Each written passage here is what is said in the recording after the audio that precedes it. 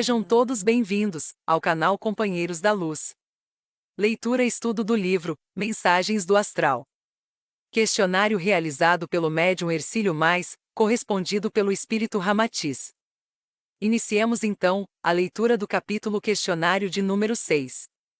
O valor da profecia. Pergunta 82. Diante das inúmeras contradições que se observam entre as diversas profecias que o nosso mundo conhece, não seria preferível que as considerássemos como de pouca importância? Ramatiz. Exatidão absoluta só encontrareis na eterna manifestação global de Deus.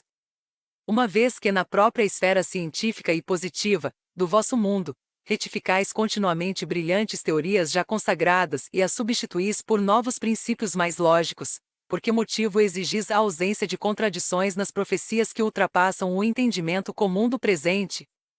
Se há equívocos na vossa ciência acadêmica, que é firmada em experimentações concretas, quanto mais na arte de profetizar, que só diz respeito ao futuro. Pergunta 83. Mas os equívocos encontrados nas profecias já consumadas, não resultam em descrédito para as predições posteriores? Ramatiz.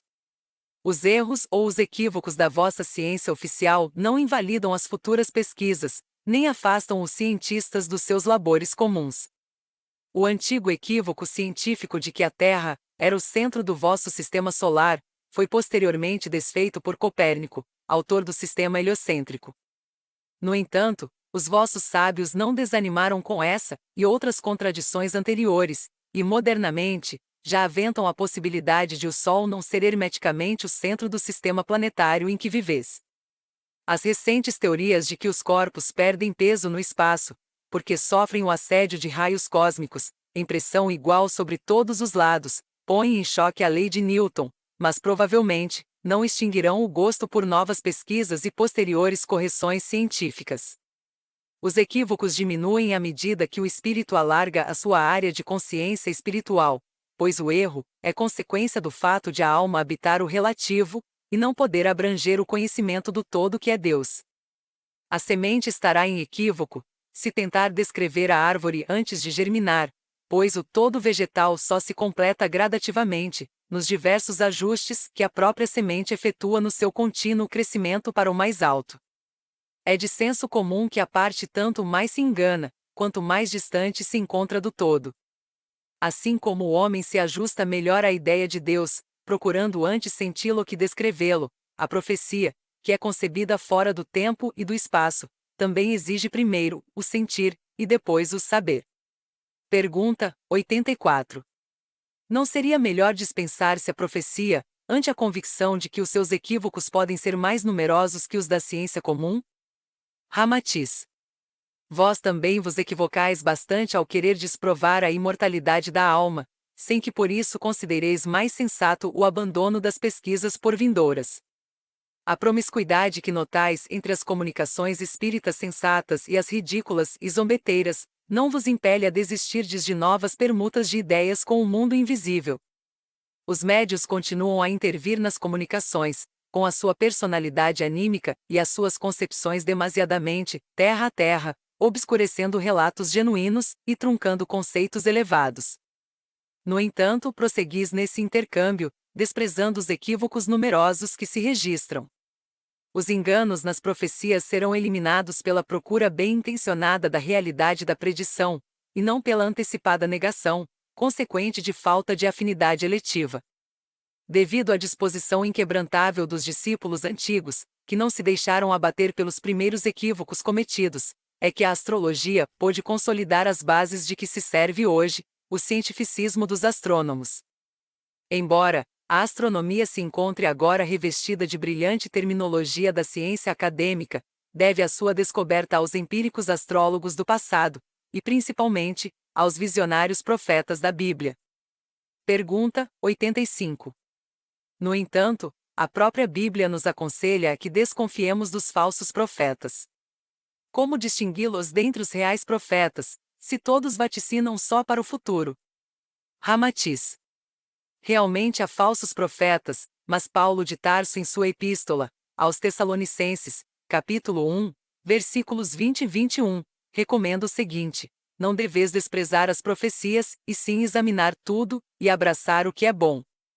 Reconhecemos que se vos torna dificílimo distinguir o bom do mau profeta, antes de se realizarem as suas predições, mas Paulo vos indica o caminho para isso conseguirdes, acatando apenas as sugestões superiores, pois os bons profetas, embora apregoem dores e eventos trágicos, sempre indicam roteiros dignos ao espírito. O mau profeta pode ser identificado no cartomante de feira, na cigana da Buena Dicha, no astrólogo comerciante que vende horóscopos feitos em massa, nas pitonisas lúgubres e nos maus videntes, conselheiros de intrigas políticas. São maus profetas os que semeiam desconfianças e abatem o ânimo humano, na terapêutica indigna, visando o lucro fácil. Os que semeiam o pessimismo, a descrença, ou alimentam a incompatibilidade entre a parentela do mundo. Os que apontam adversários, os que inspiram ódios e conflitos, os que sugerem antipatias e aconselham desforas humanas.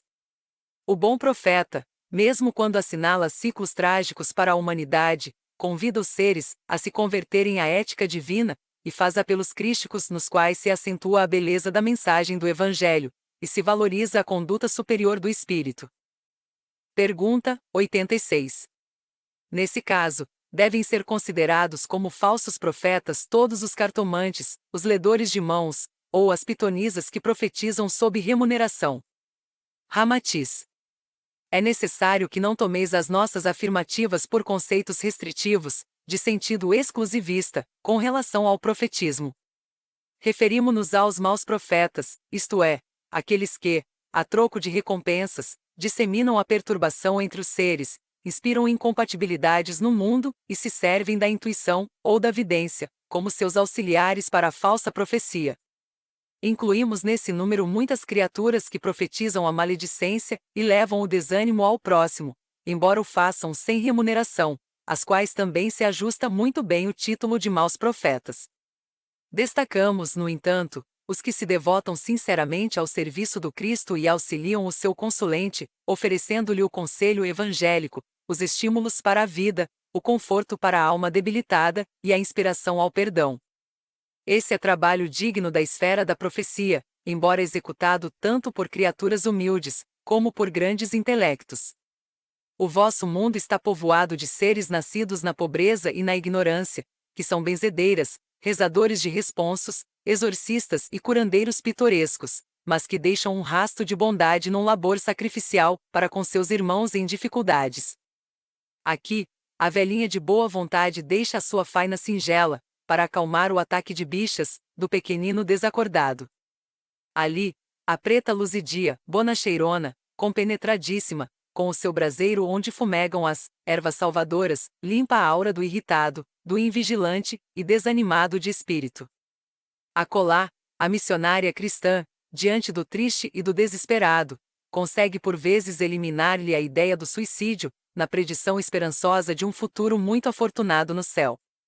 Deus, que faz brotar o lírio nos pântanos e as flores ao redor das taperas arruinadas, também vos envia o conselho e a direção espiritual pelos lábios dos pobres, dos ignorantes e até dos impuros. Não vos deixeis impressionar pelos rótulos acadêmicos, nem pelas posições sociais do mundo. O Criador lança mão de certos recursos, para que o intelectual e o rico compreendam que nem sempre a sua sabedoria e a sua riqueza podem assegurar-lhes os dotes do espírito.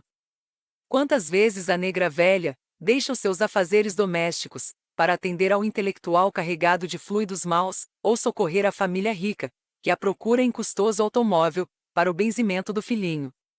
Esse exército de apagadas criaturas, que mourejam diariamente nas tarefas agressivas das descargas fluídicas, intercalam em suas vidas de pobres já atribuladas, o trabalho das orações, dos benzimentos e das limpezas astrais, para com os mais cultos, ricos e também munidos do diploma acadêmico.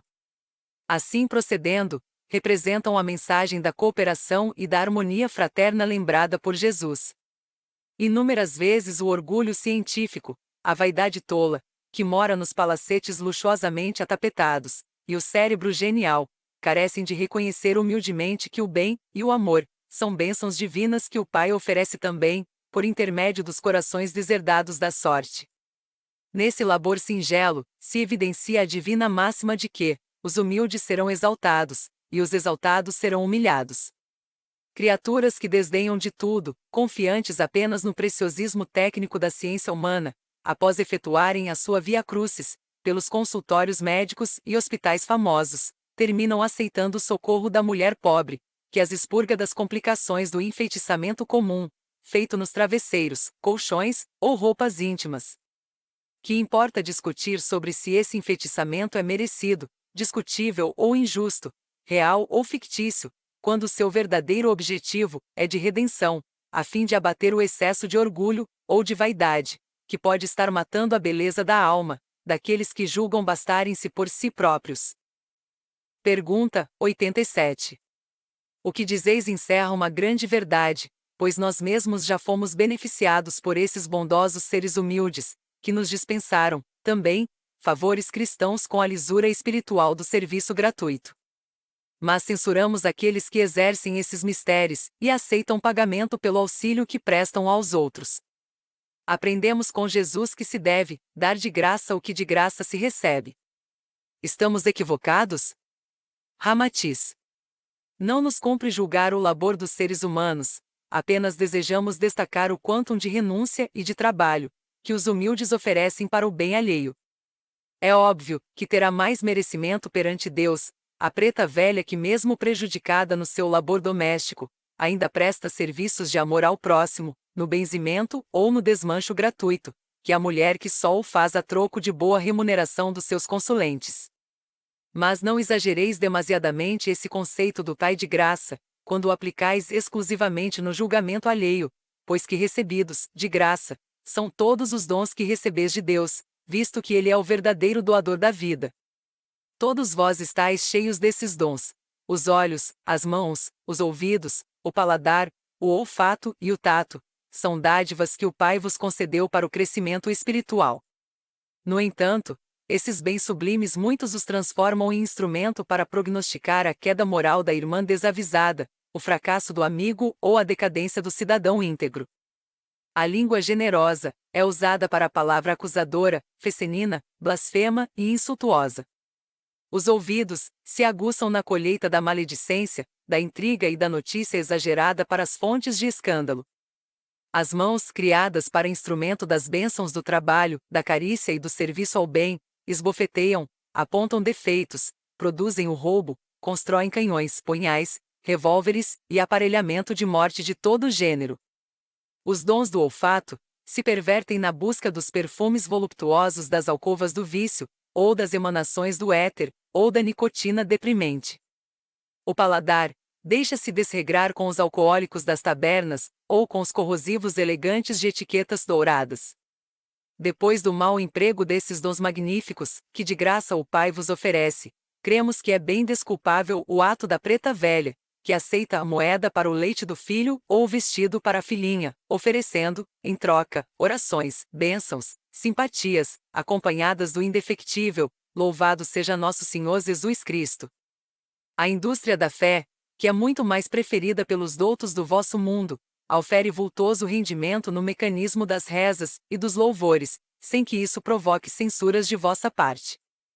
A ciência, sob o aparato impressionante da terminologia clássica, também exerce, por vezes, o seu mister através do inglório comércio deliberadamente explorador da dor humana. Pergunta 88. Não serão, porventura, maus profetas aqueles que também profetizam acontecimentos ruins ou trágicos? Ramatiz.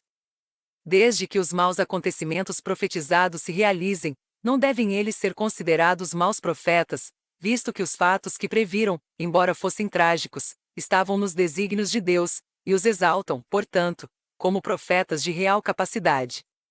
Quando o profeta não acertar em sua má predição, deveis apenas considerá-lo como um incapaz, classificado entre os prognosticadores inofensivos, fanfarrões ou intrometidos, aos quais falta até o dom para o mau agouro. Em face da proverbial desconfiança da vossa humanidade, são bem diminutos os prejuízos que possam ser causados pela profecia, pois geralmente os profetas perdem o seu precioso tempo na tentativa de impressionar-vos para o futuro, não logrando o êxito desejado. Há 2000 anos, Jesus, o mais sublime de todos os profetas, advertiu-vos de que seriam julgados os vivos e os mortos. Os bons sentar-se-iam à sua direita, e os maus à sua esquerda. As ovelhas seriam separadas dos lobos, e o trigo do joio.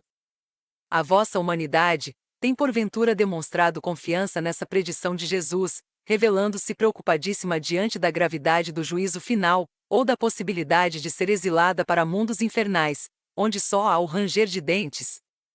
Se após tanto tempo ainda ouvidais o Evangelho, que vos levaria para a direita do Cristo, é óbvio que menor importância dareis ainda às profecias que sejam de ordem secundária. Pergunta 89. Supondo-se que uma predição possa causar pânico antecipado entre os seres atemorizados, como no caso da aproximação do astro intruso, não poderá ser considerada como má profecia. Ramatiz. Não são as profecias as culpadas pelo pânico entre criaturas humanas atemorizadas, mas sim as condições psicológicas dessas mesmas criaturas. O descontrole emotivo e o desequilíbrio psicológico é que avolumam perigosamente a visão dos acontecimentos na mente humana. É suficiente um simples brado de fogo, no interior de um cinema, para que ocorra uma tragédia, consequente da feroz ansiedade de cada um salvar a sua pele. O pânico, ou seja, o desespero causado pelo medo, tem por causa fundamental o demasiado apego à vida humana. É comum às criaturas egoístas, que, para sobreviverem a qualquer preço, não se importam de sacrificar muitas vidas alheias. É o instinto vigoroso de sobreviver a todo custo, que ateia o pânico. Diante de um naufrágio ou catástrofe iminente, as criaturas humanas tratam logo de ferir, de trucidar impiedosamente, a fim de continuarem a subsistir no plano carnal, visto que o terror, estando latente em suas almas, as faz tripudiarem sobre os mais sublimes valores do espírito, em lugar de se sacrificarem pelo próximo. O pânico é o medo recalcado e supervisionado pelo egoísmo humano. Manifesta-se, também, em todos os atos onde se veem ameaçados os interesses individuais dos seres. Surge geralmente, em quase todos os atos da vossa vida. Aqui, em épocas de racionamento, desponta naqueles que se manifestam aflitos para galgar os primeiros lugares nas filas de abastecimento. Ali, ataca vigoroso e daninho as mulheres descontroladas, que se insultam, furiosas, nas liquidações comerciais de última hora. Acolá, agressivo e insano, atua nos ônibus superlotados e impõe-se pela força bruta. Quando o ser humano se integrar conscientemente na divina mensagem do Evangelho de Jesus, abdicando de certas situações do mundo provisório da carne e cedendo em favor dos mais necessitados, nenhum profeta, por mais aterrador que seja, será capaz de produzir o pânico. Sócrates, Paulo de Tarso, Estevão, Giordano Bruno, Savonarola, João Hus, Joana d'Arc, e outros seres integrados no ideal superior do espírito, quando submetidos às atrozes torturas de que foram vítimas, morreram serenamente, em lugar de serem tomados pelo pânico próprio das almas desesperadas e de excessivo amor à vida material. Os cristãos devorados nos circos romanos, pelas feras famintas, não sucumbiram pelo terror. As profecias, por si sós, não criam o pânico. É a cruel ideia de se perder a vida física e os tesouros do mundo provisório que provoca o desvario, e então, o instinto animal sufoca o reflexo superior do espírito. Evangelizai-vos realmente, como Cristo, que é o amor e renúncia, e desaparecerá o perigo do pânico ou o medo das profecias mirabolantes. Cada flor, como cada acontecimento, só germina no seu clima favorito. A mais dantesca profecia será sempre inofensiva ante a serenidade de Jesus e a sua absoluta renúncia aos tesouros da terra. Quando dentro de vossas almas se extinguir a cobiça, a avareza, o egoísmo, o orgulho, a vaidade e a luxúria, considerareis os profetas como inofensivos noticiaristas de acontecimentos futuros, cujo aspecto trágico se desvanecerá ante os vossos objetivos mais altos. Pergunta 90. Mas não podemos fugir dessa atmosfera trágica, que nos cria a sequência profética do fim do mundo, e nos traz atemorizantes preocupações. Que dizeis? Ramatiz. A extensão dessa tragédia está na medida exata do modo de pensar e de interpretar de cada ser. Já vos dissemos que os que consideram o cortejo de prazeres medíocres e as fugazes gloriolas da terra, como objetivos importantíssimos e definitivos a serem alcançados, pressupõem no fim do mundo, um plano terrível, e até injusto. Mas, os que compreendem a dor como purificação, e aceitam a morte como libertação do mundo ilusório, não sofrem perturbações no seu equilíbrio interior. A água pura não se aflige com a poeira que se apegue ao exterior do frasco. Pergunta 91. Ante o fatalismo desse estado psicológico nos seres, é então indiferente que se divulguem as profecias ruins ou perigosas? Ramatiz. Consideramos que é improdutiva a extinção de uma semente daninha, se continuar descultivando o clima favorável para ela existir. Desde que modifiqueis a psicologia do espírito, que é ferozmente apegado aos tesouros da terra, para cultuar só os bens apregoados pelo Cristo, também desaparecerá o sentido ruim ou perigoso das profecias. O profeta ruim será sempre um eco perdido no seio da humanidade que se integra com os ensinos de Jesus. Torna-se improfícuo ao médico incoerente expulsar o bacilo de codo tuberculoso, antes de higienizar o meio em que se nutre esse micróbio patogênico. A confiança na vida futura e a certeza de que os acontecimentos, por piores que sejam, são recursos benéficos com que a ciência cósmica disciplina o instinto animal, para a feitura do anjo refulgente, terminam dissipando as rugas do sofrimento humano, e o pânico brutal ante o medo de morrer. Pergunta 92.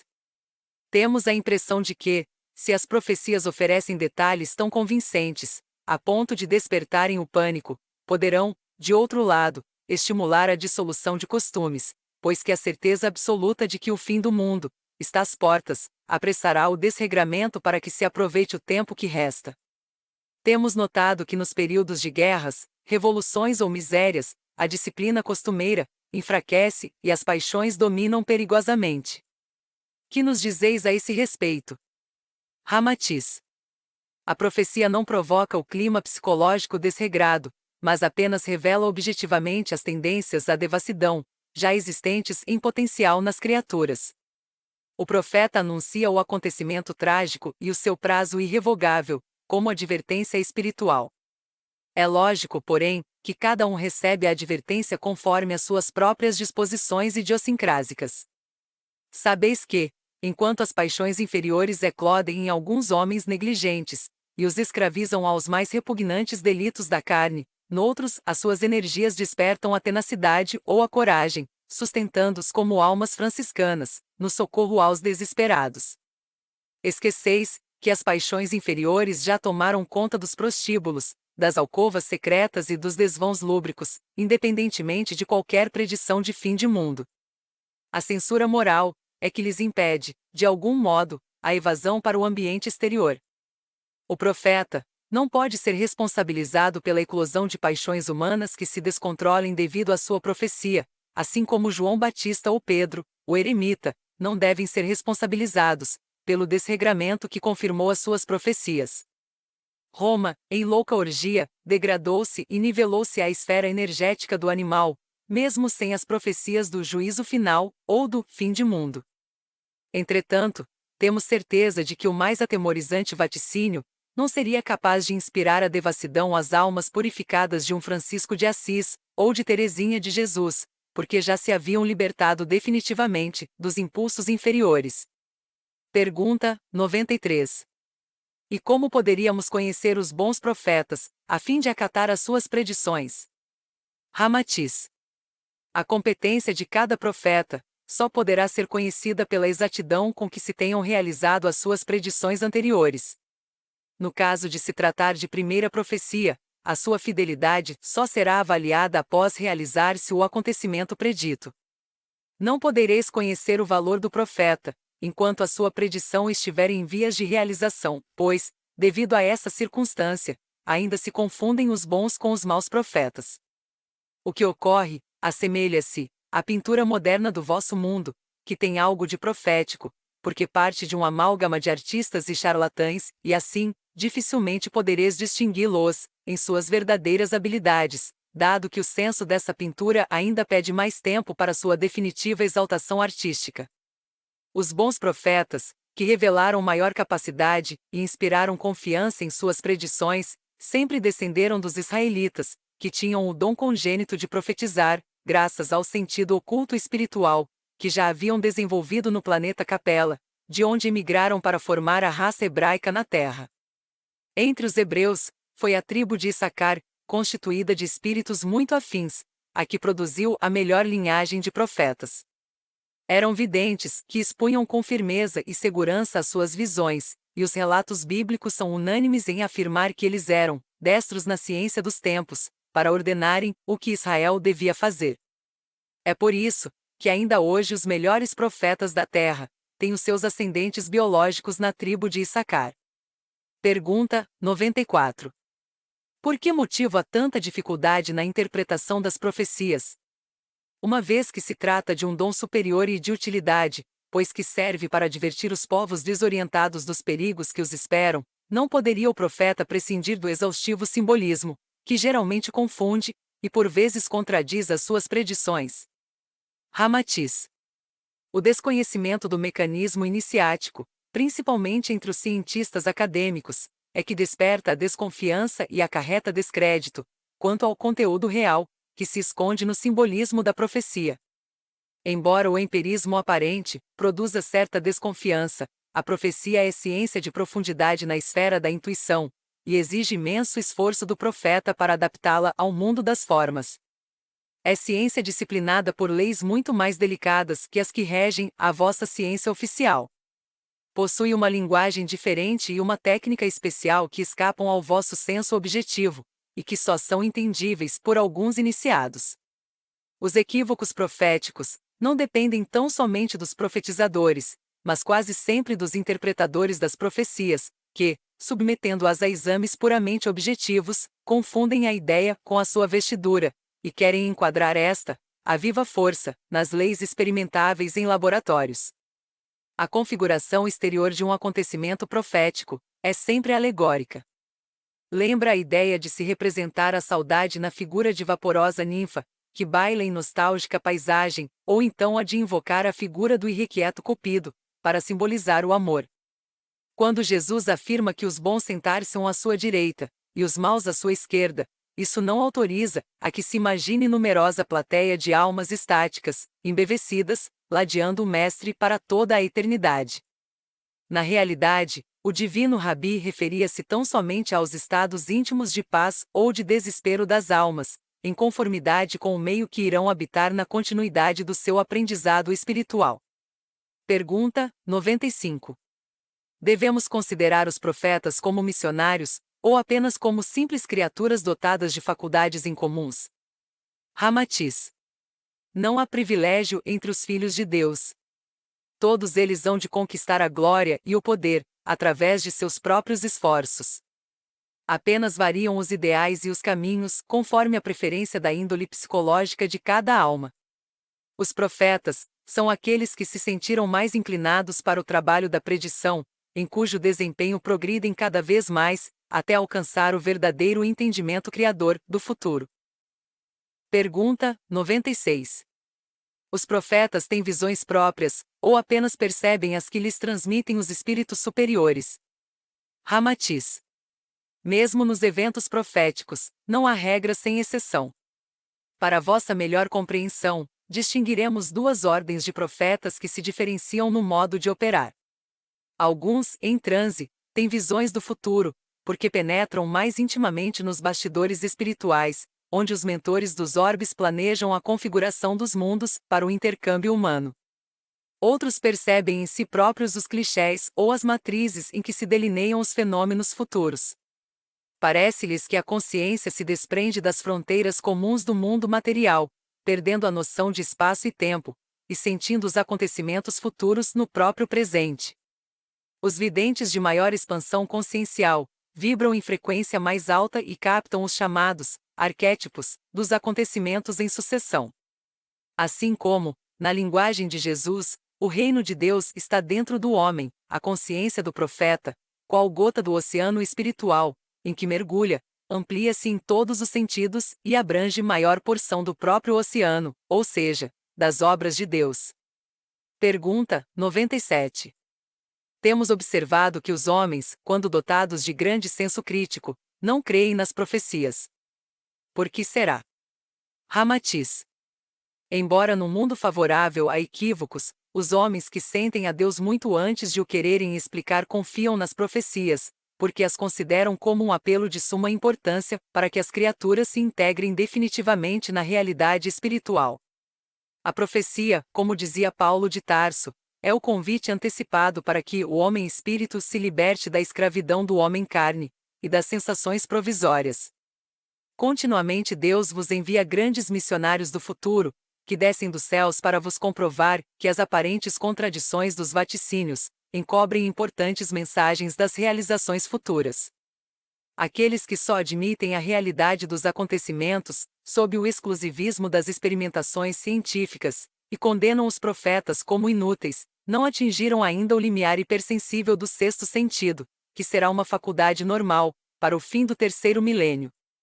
Confundem a ausência de um sentido, que lhes faria perceber a mensagem profética, com o puro intelectualismo do mundo de formas, que os torna apenas repetidores incessantes do dito, por outros repetidores. Para aferir o valor profético, acumulam provas, continuamente, através da precariedade dos cinco sentidos, ao mesmo tempo que as descobertas se repetem e as leis em uso se modificam a cada passo. Invocam altos conhecimentos para a fiscalização dos acontecimentos profetizados, traçados nos céus, e paradoxalmente, fracassam na sua edificação espiritual na terra. Pergunta 98. Não confiais, então, no caráter e no esforço progressista e positivo da ciência deste mundo? Ramatiz. Reconhecemos a necessidade das experimentações científicas, baseadas no conceito de primeiro saber, para depois crer. Referimo-nos apenas ao milenário ceticismo dos vossos cientistas, os quais, como homens de inteligência positiva, subestimam as novas mensagens, e assim, depreciam também a sua própria ciência acadêmica. Comumente, a sensacional descoberta ou solução científica, que acende entusiasmos acadêmicos, já era conhecida do profeta ou do místico, que a sentia no recôndito da alma, antes de sua eclosão científica, sob complexo aparelhamento de laboratório. O ironizado magnetismo de Mesmer foi mais tarde redescoberto pela ciência oficial, que lhe deu a aristocrática denominação de eflúvios ódicos, fotografáveis nas chapas sensíveis. A telepatia que, antigamente, era tida como infantil sugestão, é naturalmente respeitada sob o batismo científico de ondas microcurtas cerebrais, familiares aos aparelhamentos detectores de mentiras e eletroencefalógrafos. A alquimia dos antigos buscadores de ouro foi considerada charlatanismo e bruxaria. No entanto, a ciência terrena, que também substitui as suas teorias e modifica os seus cálculos definitivos, fabrica atualmente pérolas sintéticas, ouro artificial, e ensaia a composição de pedras preciosas, em concorrência às verdadeiras. Inúmeras vezes, o cientificismo se torna até anticientífico, pois não raro os cientistas fogem deliberadamente do estudo dos fatos, quando é certo que muitos deles exigem a boa-fé inicial até dos sábios. O ceticismo científico é, na realidade, o responsável pela longa série de derrotas da vossa ciência, paradoxalmente considerada a mais bem informada. Ideias, propostas, invenções simples e teorias singelas têm sido condenadas, a priori, pelo próprio academismo oficial, como representando coisas aberrativas ou infantis, para depois serem consagradas por outros cientistas, mais estudiosos dos fenômenos da vida. Pergunta 99. Em face da celeuma que, certamente, irão provocar as vossas afirmações, poderíeis dar-nos algumas provas concretas desse procedimento anticientífico, de alguns cientistas do nosso mundo? Ramatiz. O famoso Magendie negou a possibilidade da anestesia cirúrgica. Todos os membros das academias, da época de Pasteur, negavam a ação dos micróbios na patogenia. Boillaud declarou que a telefonia não passava de ventriloquia.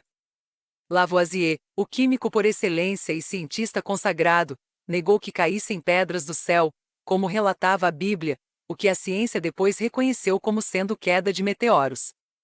A própria Academia de Ciências de França, em 1875, proibiu que se tratasse de assunto tão ridículo. A ideia de que a água pudesse ser impelida, por meio de tubos, para lugares altos, foi considerada verdadeira loucura pelo famoso P.S. Girard, que não suspeitava da descoberta das atuais bombas hidrelétricas ou mesmo manuais, que elevam a água a grandes alturas. A ciência divertiu-se muitíssimo, quando o Dr. Dunlop aventou a ideia de encher de ar as rodas de borracha, o que, para a vergonha da sabedoria positiva daquele tempo, consagrou o seu autor na indústria dos pneus modernos. J. Miller, de indiscutível cultura científica, negou que se pudesse medir a velocidade da corrente nervosa. Os mais abalizados médicos do mundo ficaram indignados quando Hervey assegurou ter descoberto a circulação sanguínea. Quando Semmelweis diagnosticou que a febre puerperal era de origem infecciosa, médicos e estudantes para caçoar dele lavavam demasiadamente as mãos antes de lidar com as parturientes. Pergunto: já desapareceu, porventura, esse costume anticientífico entre os vossos cientistas, que continuam a sorrir, com ares de superioridade, ante a evidência dos fenômenos espíritas, da comunicação entre os mortos, das obsessões, e que não conseguem assimilar o sensato processo da reencarnação? Poucas afirmações, no vosso mundo, têm sido tão tolas quanto as que os vossos cientistas fazem diante de um caso de xenoglossia, declarando que se trata de mera associação de ideias. A verdade, entretanto, é que essa disposição dos cientistas para se agarrarem aos princípios denominados científicos não passa de uma ingênua beatice do ceticismo acadêmico, incapaz de sentir aquilo que, depois de percebido, se torna comum e assimilável por qualquer mentalidade reduzida. Pergunta 100. Muitos cientistas menosprezam a profecia, afirmando que a exatidão dos acontecimentos profetizados é apenas uma coincidência tardia com as leis naturais. Que nos dizeis a respeito? Ramatiz. Será impossível julgardes acontecimentos que escapam à noção de espaço e tempo, se vos valerdes de princípios comuns que regem o mecanismo provisório do mundo material. O profeta, ante a dificuldade de descrever, na morfologia humana, os acontecimentos que prevê noutras dimensões desconhecidas para vós, vê-se obrigado a servir-se de símbolos, que passam a ser considerados e interpretados, ao pé da letra, pelos cientistas leigos no assunto, e que os tomam como se fossem os próprios acontecimentos. No século findo, quem afirmasse ter visto barcos ou carruagens voando por entre as nuvens, seria considerado um louco. No entanto, no vosso século, os barcos realmente voam, na figura de hidroaviões, e as carruagens sulcam os ares na forma de gigantescas aeronaves, confirmando as profecias do passado. O barco voador, que não deveria ser olhado ao pé da letra, fora apenas a imagem que o profeta achara mais apropriada, na época, para explicar a sua profecia. Devia ser procurado o espírito da palavra do profeta, e não a palavra do espírito do profeta.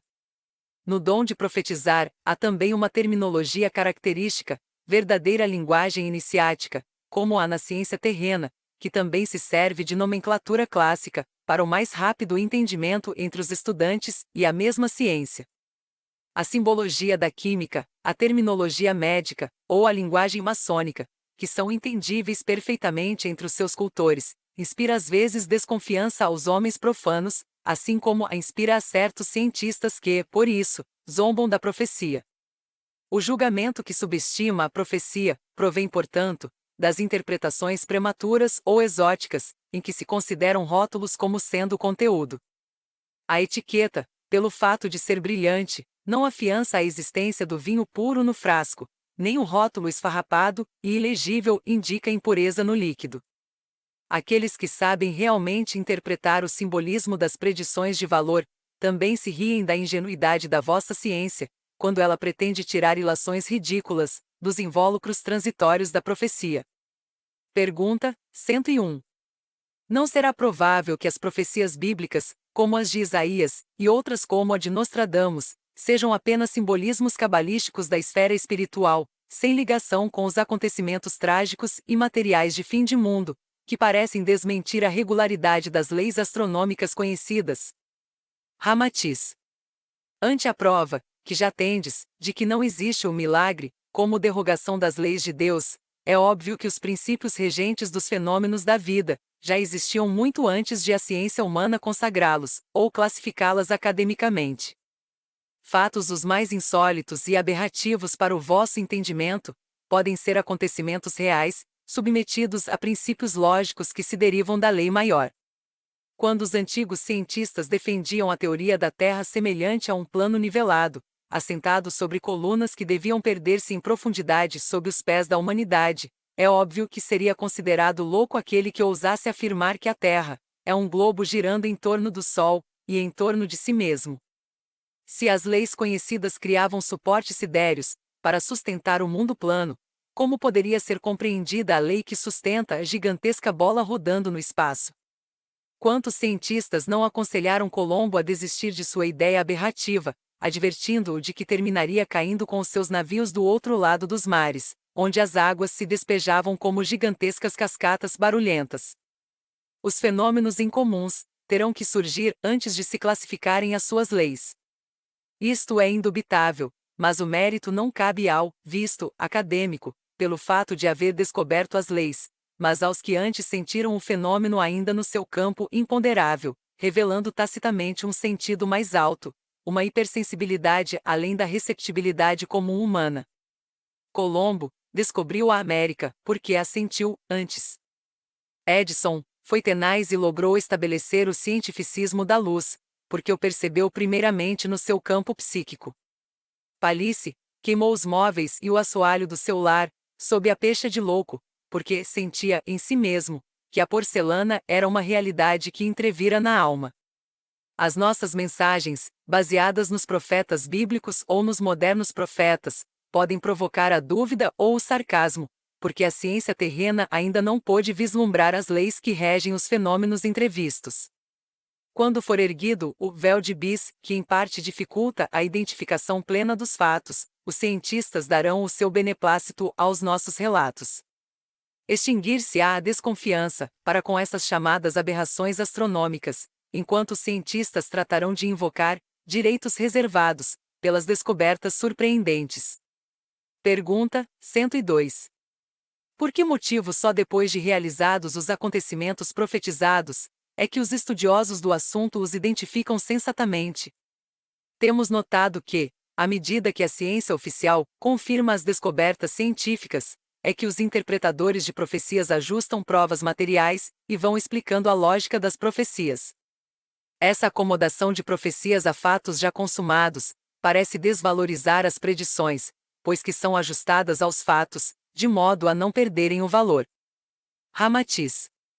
A profecia é relato de acontecimentos que ultrapassam os séculos e que se concretizam sob aspectos materiais diferentes daqueles que eram comumente conhecidos na época da predição. O profeta apreende o espírito das coisas por vindouras, mas ignora as imagens reais com que hão de apresentar-se no futuro, quando de sua materialização à luz do mundo físico. As predições, sendo extemporâneas, apresentam-se deformadas, porque o seu invólucro exterior é provisório e comparativo. À medida que o tempo decorre, os estudiosos vão interpretando melhor a profecia, e aproximando-a cada vez mais da sua verdadeira expressão, através desses ajustes discutíveis, a que vos referis, mas que são degraus colocados pela própria ciência na escadaria profética. No exemplo que citamos, de o profeta afirmar que o barco voaria, por não saber descrever a imagem de um hidroavião, em época tão remota, vereis que a profecia começou a despertar interesse, assim que os homens conseguiram comprovar a possibilidade de voar, o mais pesado que o ar. As descobertas progressivas, da própria ciência oficial, apenas materializaram gradativamente o espírito genial e exato, que garantia a veracidade profética. Se há indiscutível mérito nas descobertas científicas, que explicam as profecias pelas leis naturais, é preciso, entretanto, não esquecer de que os profetas de fato preveem, genialmente esses fatos, embora sob figuras incompreensíveis na época de suas predições. Esses ajustes científicos não invalidam o espírito da profecia, mas o realçam sensatamente para o mundo exterior. Quando aludimos, em nossas mensagens, à presença de um astro intruso, que fará a sucção dos esquerdistas do Cristo, a ciência subestimou as nossas asserções, configurando na mente um monstruoso globo magnético, nas proximidades da Terra, a sugar, avidamente, em gigantescos chupões, os infelizes homens desregrados. No entanto, apenas fotografamos, no tempo e no espaço do vosso orbe, a figura dinâmica do fenômeno, que aguarda a sua acomodação a leis e energias que ainda são desconhecidas para vós. À medida que se sucederem os dias, no calendário terrícola, a própria ciência vos oferecerá provas e ajustes, que revelarão satisfatoriamente o espírito do astro intruso. E a nossa profecia será então compreendida pela própria ciência acadêmica, assim como reconheceu o hidroavião com os seus flutuadores para a meriçagem nas tranquilas baías, revelando a configuração do inconcebível e profético barco voador. Nota: a figura exata do astro intruso, predito por Ramatiz, possui dois aspectos distintos. A sua forma física, que será ajustada pouco a pouco à engrenagem astronômica, e o conteúdo cabalístico, já conhecido dos iniciados. Pergunta 103. Qual seria um exemplo mais concreto, do momento, para melhor entendermos essa dificuldade na compreensão das profecias? Ramatiz: imaginai, lançado na confusão da vossa metrópole, um Zulu, habitante de imunda choupana, cujo cântico e senso musical não vão além de estridentes gritos acompanhando o monótono tantã das noites enluaradas. Quais os recursos com que esse selvagem poderia contar a fim de descrever à sua tribo os aspectos do conforto, da arte e da ciência dos civilizados? Qual seria o seu recurso para descrever aos seus companheiros a sinfonia ensurdecedora de sons e ruídos das artérias movimentadas? A multiplicidade exótica das vestes coloridas do povo, elegantes e recortadas sob modas excêntricas, ou então os edifícios esguios, de mármore ou de cerâmica multicor. Como poderia ele reproduzir na mente dos outros Zulus as montras luxuosas, os luminosos fosforescentes, o encanto da cinematografia e da televisão? A música encantadora de Bach, ou o turbilhão sinfônico de Wagner? As pinturas edênicas de Rafael, ou as aquarelas dos paisagistas? Os tipos femininos, morenos ou alourados, esguios e belos, em oposição às mulheres rotundas e mal cheirosas das cabanas fétidas? Como descrever os vistosos e rapidíssimos automóveis, se não comparando-os à figura das pirogas sobre rodas, e gritantes de ruídos? Os arranha-céus seriam explicados certamente como dezenas de choupanas empilhadas umas sobre as outras, enquanto as luzes policrômicas, de reflexos movediços no asfalto úmido, teriam suas comparações no piscar dos vagalumes, ou nos archotes de resinas fumarentas. O atordoado selvagem não conseguiria transmitir aos seus conterrâneos a sensação esquisita dos perfumes fragrantes das mulheres formosas, se os comparasse aos suores de odor desagradável das mulheres Zulus. A pureza espiritual da música de Mozart e a agudeza triste de Chopin não teriam imitações nos sons inexpressivos do tambor de couro cru. Mas, mesmo assim, esse Zulu ainda teria mais êxito nos seus relatos porque, ao fazer referência a coisas inéditas, a sua tribo contaria com imagens do seu próprio planeta, enquanto que o profeta, além de anunciar para o futuro, deve traduzir para o mundo material aquilo que escapa aos sentidos comuns do homem no tempo e no espaço conceptual. Pergunta 104. Parece-nos que esse simbolismo desconhecido só serve para dificultar a interpretação científica das profecias, lançando, outrossim, a desconfiança quanto aos relatos proféticos ainda não realizados. Não é assim? Ramatiz: lembrai-vos da meteorologia terráquea, ciência positiva que se baseia nos fenômenos comuns da umidade e da pressão atmosférica. Ela também é vezeira em predições contraditórias. Inúmeras vezes anuncia tempo seco e bom, ou suaves brisas do setentrião, na sua linguagem peculiar e pitoresca, e para espanto de seus admiradores, que confiam na sua predição científica, o céu deságua em chuvas torrenciais e as brisas suaves se transformam em ásperos ventos soprados do oeste. No entanto, apesar de tais diatribes, ocorridas num dos campos de mais fácil comprovação científica, o povo continua a confiar nas predições sobre o futuro estado da atmosfera. A profecia ainda pertence a uma esfera muito delicada e ininteligível à maioria dos seus interpretadores, assim como a meteorologia não é tida em alta consideração por aqueles que não lhe conhecem o verdadeiro valor.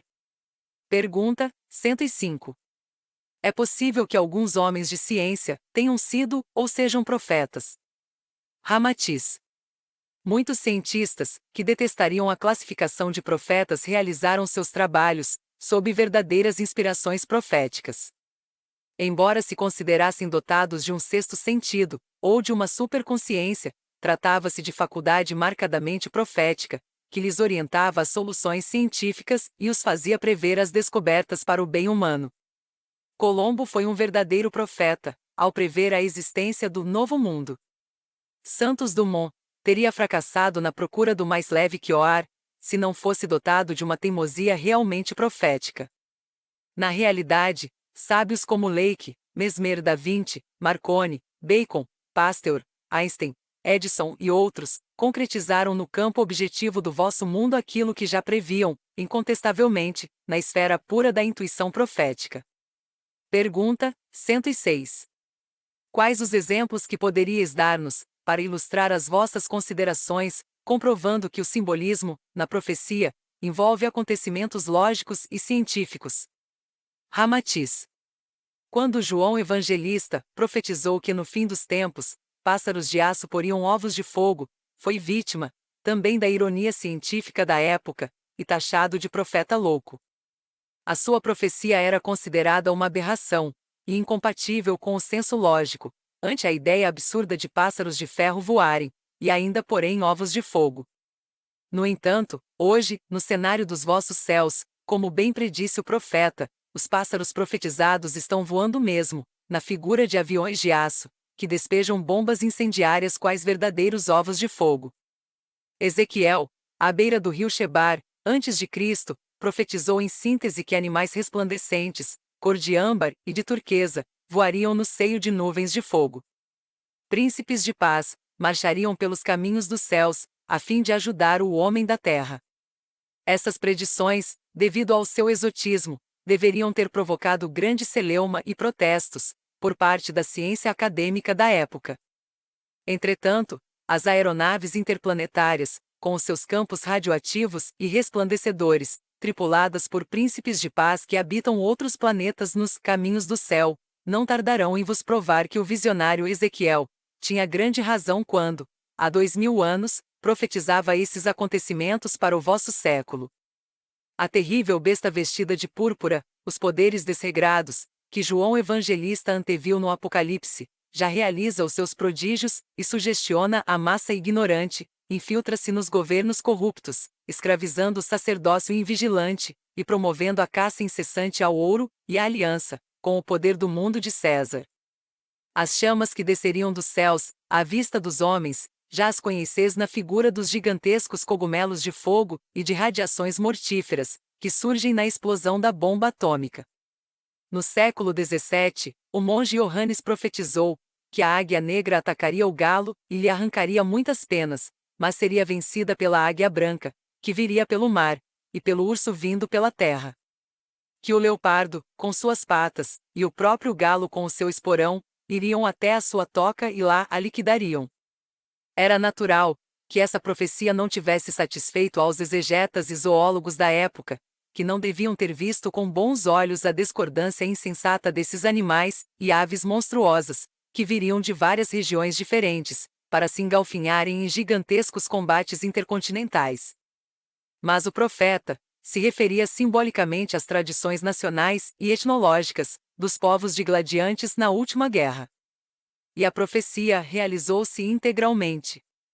A águia negra, que é a insígnia pitoresca do povo alemão, na verdade atacou o galo, ou seja, a Gália, França, arrancando-lhe muitas penas, representadas pelos despojos saqueados, mas depois foi invadida até a sua toca pelo leopardo, símbolo da Inglaterra, pela águia branca, que representa os Estados Unidos, vinda por mar, e pelo urso das estepes, vindo por terra, figura da Rússia. O monge Johannes, apesar de ironizado na ocasião de sua profecia, revelou-se genial e lógico quanto ao simbolismo empregado, o que confirmou mais uma vez que a voz da profecia é também a voz de Deus. Esta profecia também encontra o seu equivalente na metade do século XV, quando Mãe Shipton, em Yorkshire, predisse em certa estrofe: "E estado contra estado, em combate furioso, procurará um tomar a vida do outro. Mas, quando o norte dividir o sul, uma águia construirá na boca do leão. Considerando, mais uma vez, a águia branca como simbolizando os Estados Unidos, ser-vos-á fácil perceber que ela iria até a boca do leão, como realmente o foi na última invasão da Alemanha. A esquisitice dos símbolos encobre grandes verdades. A esfinge, por exemplo, apresentando-se com cabeça de mulher, corpo de touro, garras de leão e asas de águia, o que dá ideia de uma monstruosidade, é uma representação perfeita, mas simbólica das paixões humanas, análogas aos instintos desses animais. Pergunta 107. A evolução espiritual nos mundos materiais reclama a necessidade absoluta de profetas para relatarem os acontecimentos futuros? Parece-nos que a profecia é algo dispensável, pois não vemos nela um sentido utilitário ou doutrinário, capaz de operar reformas concretas à sua simples enunciação. Que nos dizeis a esse respeito? Ramatiz. Essas vossas conclusões são precipitadas, porque analisais, na precariedade de uma existência humana, eventos que só se concretizam no decorrer de séculos. As profecias representam, iniciaticamente, no cenário humano, os marcos fundamentais dos acontecimentos futuros, que são previamente determinados pelos construtores dos mundos, no plano geral. Os povos que constituem as humanidades repetem em rodízio contínuo, e sob novas roupagens históricas, mais evoluídas, as mesmas características que já viveram os seus predecessores. Os grandes movimentos litúrgicos e os ritos solares, cultuados pelos atlantes, astecas e incas. O culto dos mortos, que os egípcios realizavam no Colosso das Pirâmides, perpetua-se modernamente nos mausoléus suntuosos com que os milionários terrícolas atenuam o seu remorso para com os parentes já desencarnados. O Fausto, o poderio e a floração da Babilônia, da Alexandria e das civilizações assírias e caldaicas, tiveram na Roma imperial a sua reprodução aproximada. As maravilhas do passado, como os jardins suspensos de Babilônia, o farol de Alexandria ou o Colosso de Rhodes, encontram os seus similares nas gigantescas represas, pontes e canais da vossa civilização moderna. Os canudos de cimento e aço, denominados arranha-céus, que abrigam milhares de criaturas separadas pela diversidade de idiomas, costumes e raças, são na realidade as novas torres de Babel do século XX. As hostes sanguinárias sob o comando de Hitler, que arrasaram civilizações pacíficas, para a glória efêmera da conquista humana, tiveram os seus precursores no barbarismo de Átila, à frente dos hunos. Cada civilização, sob vestuário diferente, pseudamente moderno, continua a repetir, em aspectos mais sadios ou mais conscientes, mais estéticos ou mais científicos, os mesmos vandalismos dos povos já extintos. As célebres colônias nudistas, para as quais se invocam altas razões de higiene e de estética corpórea, apenas sublimam, em recalque atávico, o gosto antiestético da nudez das tribos primitivas. Os magníficos ginetes de pura raça, oriundos da Arábia, ajaezados de ouro e prata, que faziam as delícias dos fidalgos do passado, exaltam-se, atualmente, na figura ostensiva dos automóveis caríssimos e luxuosos, que transportam bugres civilizados. O fumo e as ervas, que o pachorrento cacique ou o pajé mascava de cócoras, transformaram-se em vistosos charutos savana, que se incineram sob o babar e a respiração ofegante dos felizardos do livro de cheques. Pergunta 108. Entretanto, verifica-se acentuado progresso naquilo que a humanidade repete sob as formas modernas, não é assim? Ramatiz. Sim. Mas o progresso espiritual fica atrofiado, em virtude da viciosa e epicurística sublimação dos velhos costumes e desregramentos do passado. Os sangrentos festins de carne humana, que se seguiam à ruidosa festa primitiva dos bugres embriagados pelo milho fermentado, exaltam-se modernamente nos banquetes pantagruélicos de suínos, bois, carneiros e fazões adornados, com que os políticos felizardos provocam emoções gastronômicas de mistura com o alcoolismo disfarçado no champanhe caríssimo e nos rótulos fascinantes do uísque embriagador. Enquanto os bugres suavam por todos os poros, entre gritos e uivos histéricos, os convivas modernos transpiram sob o traje a rigor, estrugindo palmas e vivas na prodigalidade de elogios aos seus anfitriões bafejados pela sorte. Os antigos circos romanos, dos gladiadores ferozes, ou dos cristãos ensanguentados, ainda encontram hoje, no ringue brutal ou nos campos de futebol indisciplinado, a sua similitude e a sua sublimação compensadora do cruel recalque interior. Os tempos modernos, luxuosos, repletos de ídolos fabricados sob encomenda, superam o próprio Fausto e a suntuosidade do paganismo antigo, permanecendo como remanescentes do culto a Júpiter, a Diana, a Minerva e a Vênus, ou aos deuses ferozes do politeísmo de antanho, onde Moloch imperava faminto de sangue. As melodramáticas filas de noivado, que marcavam os costumes tradicionais de certos povos às vésperas do casamento festivo, repetem-se, modernamente, na comprida fila de veículos luxuosos que acompanham velozmente o risonho casal de nubentes. Algumas monarquias pomposas, ainda existentes na Terra, copiam rigorosamente o gosto infantil que os antigos silvícolas revelavam pelas cores berrantes, pelos berloques e os vestuários burlescos de suas cerimônias primitivas. Os debruns dourados, os paramentos agaloados e os vistosos mantos crivados de insígnias principescas, que os seres vestem melodramaticamente, ainda são a sublimação do Fausto dos últimos faraós, ou dos reis assírios, onde o botão mal polido, no casaco senhoril, era crime passível de morte para o infeliz escravo negligente. Pergunta 109. Como pode o profeta saber que as contínuas repetições de emoções e caprichos, de outras épocas, implicam em mudança radical do nosso mundo? Os desregramentos de apenas alguns povos no passado autorizam a que se pense na possibilidade de um desregramento em toda a Terra. Ramatiz. O profeta sagaz, com o auxílio do alto e a confirmação astrológica dos fatos já decorridos, prevê com êxito quais as mutações prováveis na psicologia da humanidade futura. Verifica, então, que são apenas os cenários físicos que oferecem modificações importantes, porquanto os agrupamentos humanos vivem semelhanças do antanho. Meditando sobre as catástrofes da Babilônia, de Sodoma, de Gomorra ou Pompeia, como verdadeiros fins de mundo locais, os profetas verificaram que todos os povos são portadores de certa dose de desregramento, que se pode desenvolver perigosamente, principalmente com a facilidade de comunicações, que se acentua século por século.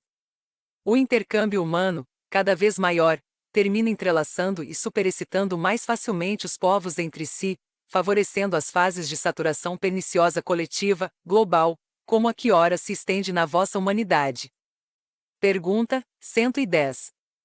Quase todos os sacerdotes e instrutores religiosos estão afirmando que os tempos chegaram, como se estivessem ligados à mesma fonte de informações siderais. Protestantes, católicos, espíritas, teosofistas, e mesmo iniciados em estudos complexos, lembram constantemente essa advertência profética. Qual o motivo dessa unidade de vistas? Ramatiz. É porque a fonte em que todos se baseiam é a mesma, pois a própria alma humana é a portadora da revelação. A profecia apenas exterioriza para o campo da consciência comum, aquilo que palpita com profunda veemência na intimidade do espírito, o qual sabe o que está prefixado na modificação gradual dos mundos físicos. Além de advertência importante, a profecia é, acima de tudo, um apelo evocativo no plano físico, para aqueles que na esfera dos desencarnados, assumiram severos compromissos de trabalhar com a administração sideral, e que devem situar-se entre os poucos escolhidos, dos muitos chamados. Como espíritos imortais, conhecem subjetivamente todos os acontecimentos importantes que hão de suceder no vosso orbe.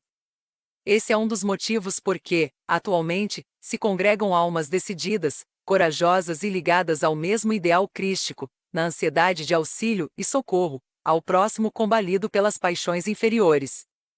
Enquanto isso ocorre, os de ouvidos moucos dançam e riem, subjugados pelas seduções deprimentes do mundo, e subestimam a profecia e o ajuste espiritual que se aproxima rapidamente. Cumpre também aos profetas despertar os próprios responsáveis pelos futuros roteiros espirituais da civilização sobrevivente, providenciando locais de segurança para que sejam preservados os registros históricos da vida humana já transcorrida.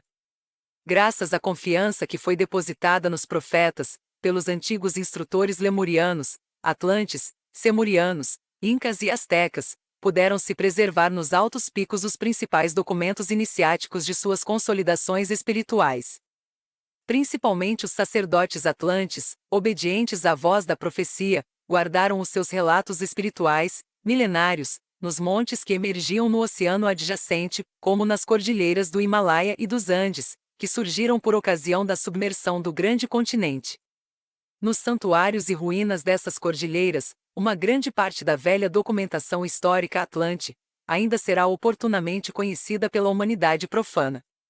Nos templos das regiões inacessíveis ao profano, resguardam-se os relatórios do ciclo de ouro, e o livro de Ra, do culto ao sol, dos Atlantes, os apontamentos da roda, e as pitorescas narrativas de Planu, o lemuriano, e as palavras sábias de Sirra-Mate, o peregrino das colinas douradas, enquanto que nas fímbrias dos Andes se conservam os relatos dos maias, onde se destacam a revelação da lei da Cabala, a fome das vibrações dévicas, e, principalmente, a visão do grande mundo mental. Pergunta 111. Como podem os profetas predizer o futuro? Ramatiz.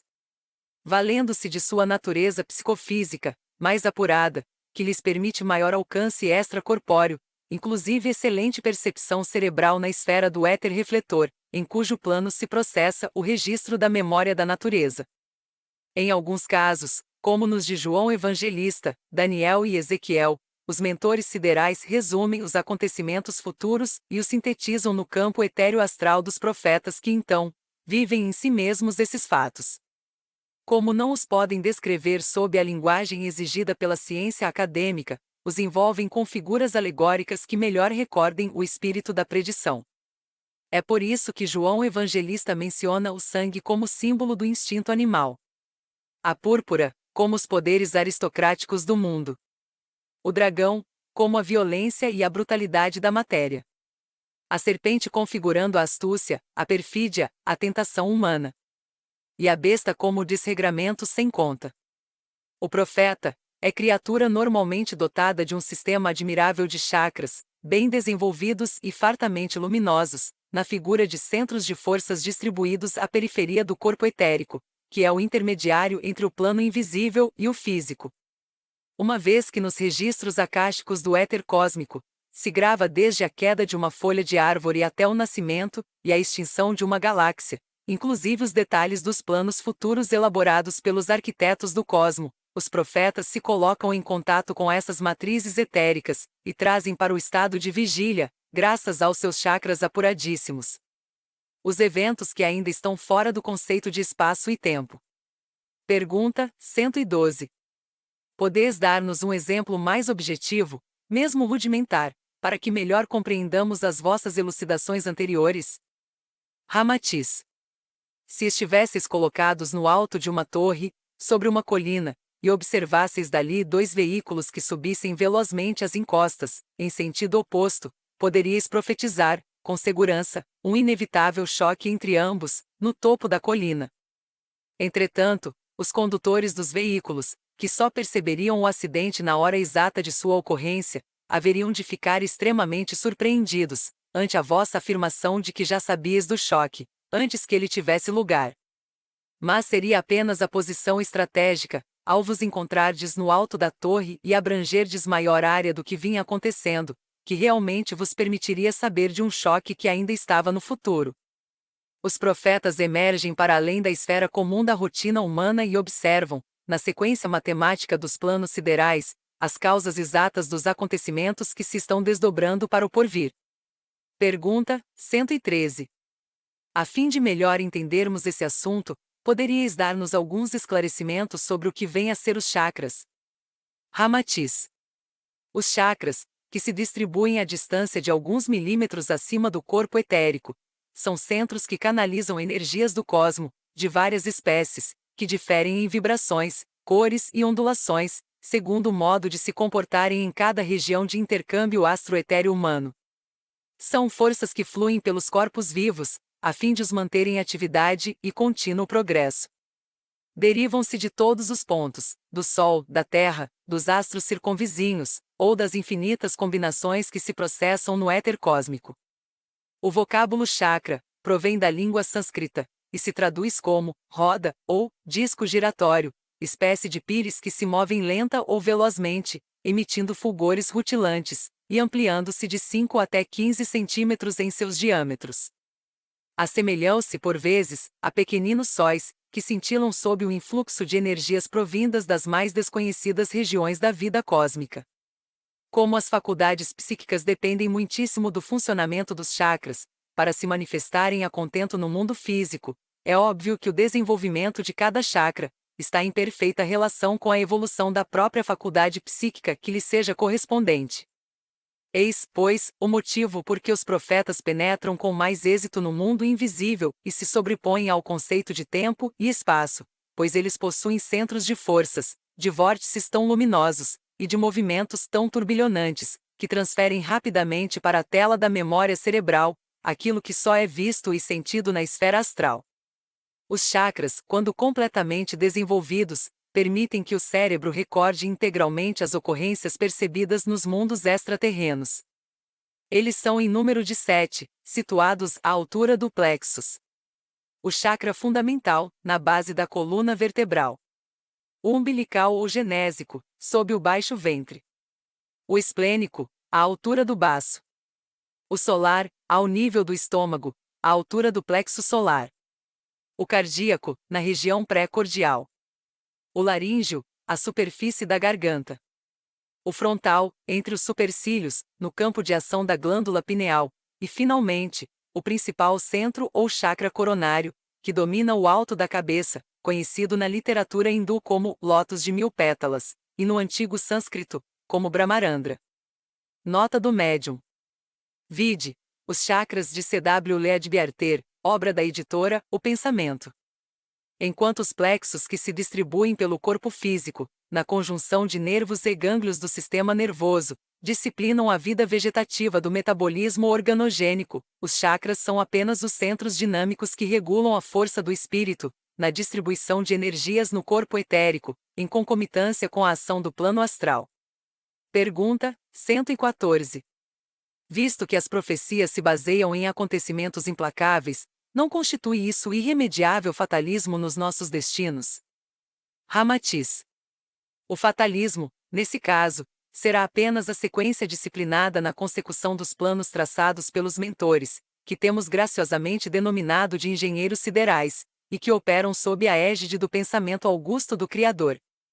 O grande plano de Deus, que se desdobra continuamente na formação de consciências individuais no seio da consciência cósmica, cria os orbes físicos como instituições de educação, para que as almas aprendam o alfabeto espiritual.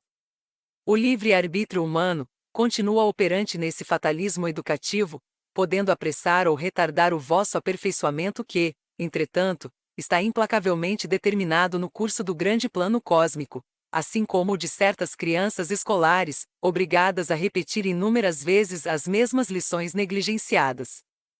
A indesviável felicidade do porvir pode significar para vós um irremediável fatalismo, mas também possuis a liberdade e o livre-arbítrio para vos demorardes mais, ou reduzirdes os ciclos tristes, nas reencarnações retificadoras nos mundos físicos. Embora movidos por fios invisíveis e implacáveis, vos encontrais no seio de um sistema benéfico, cujo único fim é a completa aventura espiritual. À medida que evoluirdes, reduzir-se-ão as algemas dos mundos materiais, e o vosso livre-arbítrio dilatar-se-á, tanto quanto crescerdes em consciência angélica e em sabedoria espiritual. A angelitude compreende, a outorga de novos e maiores poderes, para a alma criar e agir, em nome do Pai. Pergunta 115.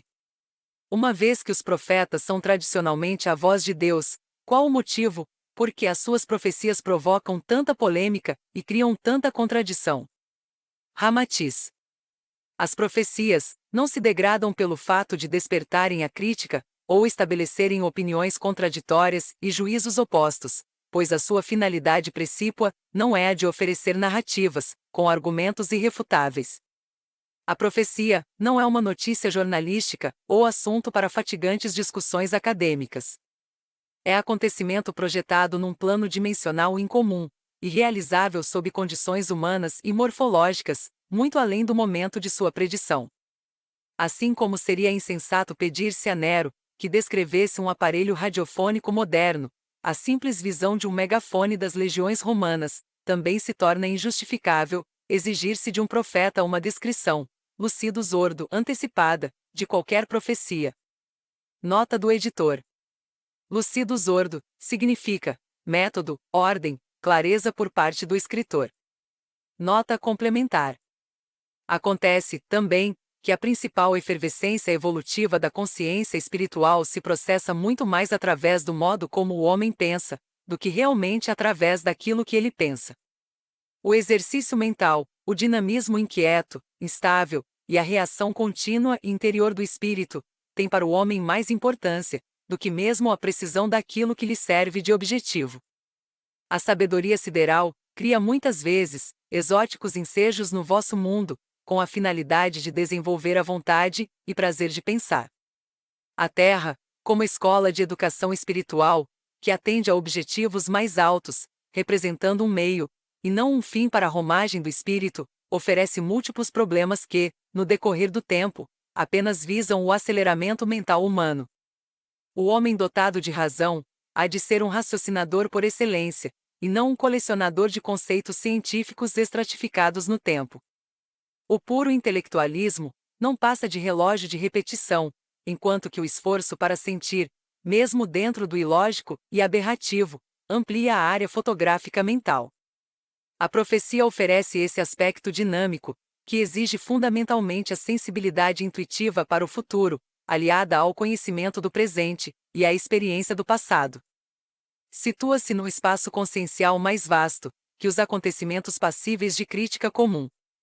É um precioso teste para o homem identificar a sua própria capacidade psíquica e a sua concepção do que está fora do tempo e do espaço. Entre o lógico e o ilógico, o sensato e o aberrativo, surge a oportunidade de o próprio crítico avaliar o seu poder de vaticínio e de receptividade espiritual.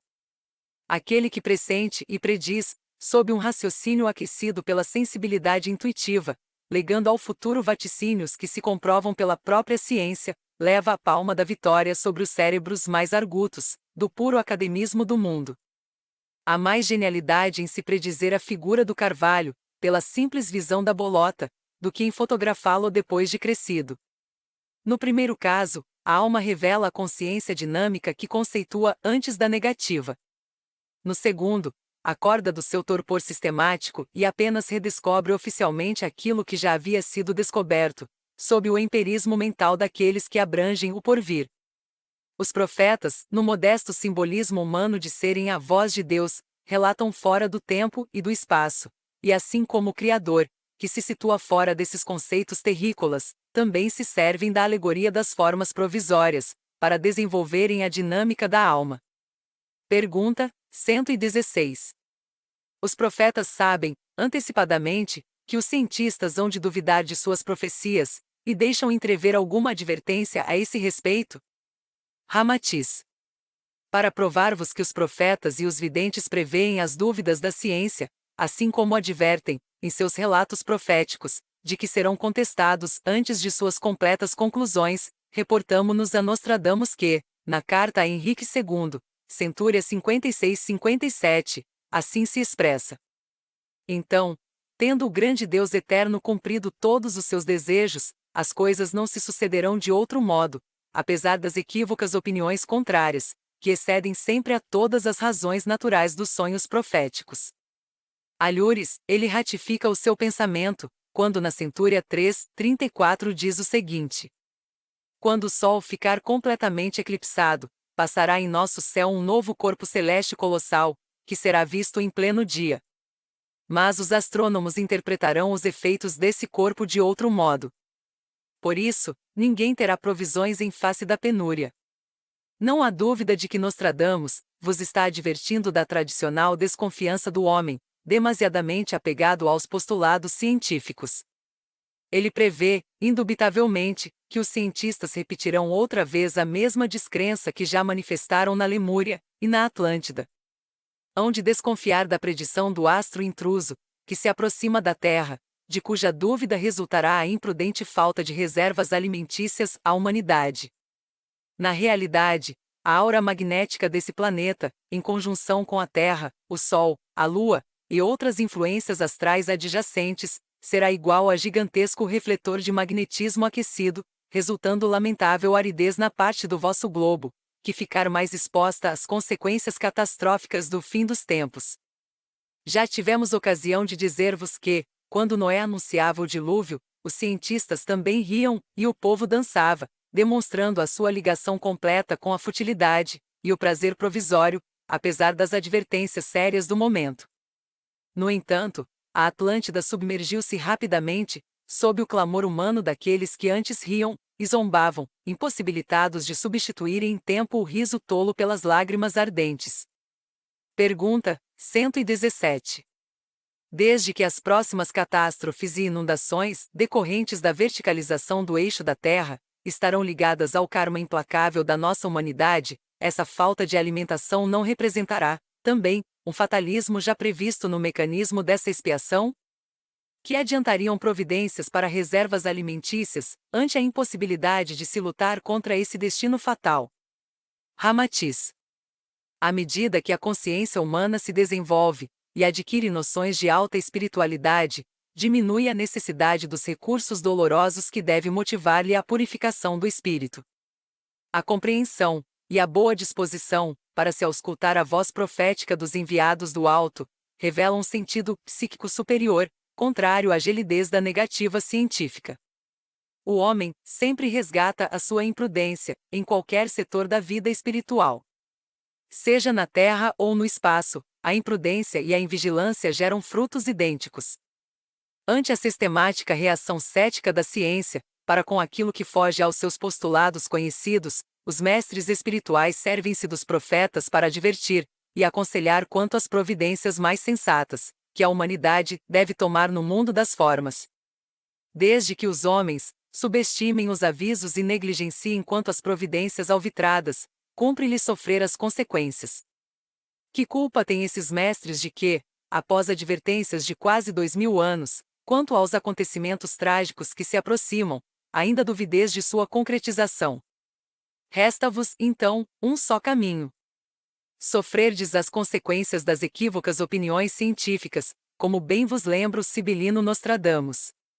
Pergunta 118.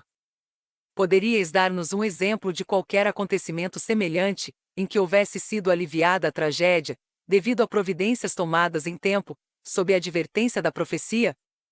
Ramatiz. Lembrai-vos do que aconteceu no Egito, quando José, filho de Jacó, e Raquel, decifrou a contento a alegoria profética das 7 vacas e 7 espigas gordas, e das 7 vacas e 7 espigas magras, entrevistas no sonho do faraó. Confiando na voz da profecia, interpretada por José, o faraó ordenou as mais severas providências para que os 7 anos de miséria, previstos em seu sonho, ficassem a coberto de surpresas, pelas provisões reservadas. Sabeis do êxito alcançado e que, em virtude disso, José foi nomeado chanceler do Egito, sendo considerado o salvador do povo. Essas providências que foram coroadas de sucesso, e tomadas por um povo já condenado karmicamente à prova da fome e à miséria, demonstram-vos que Deus não exige draconianamente o sacrifício e a expiação, mas apenas o entendimento para com as coisas elevadas. Deus é amor. Só a teimosia e a imprudência do homem é que criam o seu próprio sofrimento. O vosso mundo está farto de avisos de espíritos que, em sessões ou em sonhos, vos advertem de certos perigos e crimes contra a vossa integridade física. No entanto, a maioria repete esses avisos displicentemente e continua a caminhar indiferente ao encontro da tragédia anunciada. Pela sua própria vontade, ou pelo seu livre-arbítrio, o homem segue em direção ao perigo de que já foi advertido, para depois afirmar, compungido, que isso era o seu destino fatal. Pergunta 119. Não mais haverá possibilidade de se modificar o desenrolar dos acontecimentos depuradores profetizados, se desaparecerem as condições básicas para a ocorrência trágica? Ramatiz. É óbvio que, depois que Deus criou o cosmo, seria subestimar-lhe a onipotência ou agasalhar a ideia de que ele não possa modificar as suas próprias deliberações, mediante a cessação dos motivos que as determinaram. A suprema lei é imutável, e dela se derivam as leis e os princípios menores, que regem todos os eventos do porvir. Mas é lei criada por Deus, passível, portanto, de sua própria intervenção quando assim julgue conveniente. Há que notar, porém, que os acontecimentos profetizados são detalhes de um grande plano, elaborado há considerável número de milênios, e que se desenvolve através de um mecanismo que não admite surpresas ou modificações de última hora. Acresce que os mentores dos orbes são psicólogos siderais, experimentados no contato com as buliçosas humanidades de todos os sistemas, em incontável soma de milênios antes do calendário humano. Eles conhecem perfeitamente o conteúdo idiosincrásico dos mundos habitados, e sabem quando chega o tempo de maturidade espiritual dos homens. O jardineiro experimentado não ignora o prazo de crescimento de cada espécie, conforme o terreno e a nutrição vital que dá ao vegetal. Os mestres siderais, por sua vez, possuem estatísticas exatas do prazo evolutivo das cargas humanas planetárias e as ajustam hermeticamente aos eventos físicos de suas moradas. Todas as fases de maior ou menor irregularidade na conduta dessas humanidades estão devidamente previstas nesse grande plano, que dura exatamente um tempo de aspiração e outro de expiração do Criador, no conhecido Mandaravanta da terminologia oriental. Em consequência, não há antecipação de maturidade nas humanidades, nem desaparecem, por isso, as condições básicas para a concretização profética. O binômio homem-natureza só atinge os ciclos preditos de juízo final exatamente no seu fim de tempo. Pergunta 120. Mas não poderia haver algum apressamento na evolução humana, proveniente de sofrimento ou de uma conversão, que justificasse a dispensa da profecia trágica? Ramatiz. Sim. Mas seria um acontecimento de ordem fragmentária e local. Algo que não exigisse modificações no ritmo sideral do grande plano, e que se situasse à parte dos movimentos planetários e das rotas siderais. Pergunta 121. Poderias relatar-nos algum fato dessa natureza? Ramatiz. Ocorreu em Nínive, a cidade corrupta dos assírios que, apesar de predito pelos profetas abalizados da época, o seu completo aniquilamento, deixou de ser completamente destruída, graças à conversão sincera e imediata de sua população, que se entregou completamente aos bens morais do espírito, repudiou o vício e fez penitência. Mas, tratava-se de profecia local e de um grupo de criaturas de costumes afins, e a parte da humanidade. Um povo condenado a duras provas e já situado karmicamente na convergência de previsto abalo sísmico, que a engenharia sideral sustou a tempo. Pergunta 122. Nesse caso, houve derrogação das leis costumeiras, que a tradição espiritual afirma que são imutáveis. Ramatiz. Imutáveis são também as leis que regem o vosso psiquismo em relação ao corpo físico. Quando vos desregrais mentalmente, a lei imutável dessa relação psicofísica costuma criar-vos a enfermidade orgânica. No entanto, essa mesma lei proporcionava harmoniosa saúde a Jesus. As leis imutáveis não são alteradas, mas diversamente aplicadas, pois o desregramento de Nínive estava pedindo a reação da lei predita pela profecia, assim como as criaturas cruéis fazem jus às predições da maldição alheia, e as amorosas aos vaticínios das bênçãos do próximo.